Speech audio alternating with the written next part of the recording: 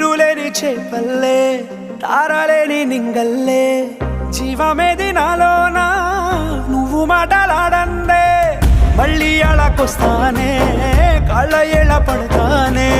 లెంపలేసుకుంటానే ఇంక నిన్ను ఇడిపోనే ఉప్పు నీటి ముప్పుని కూడా గొప్పగా దాటే కట్టున్నే నీ కంటి నీటికి మాత్రం కొట్టుకుపోతానే నీకోసం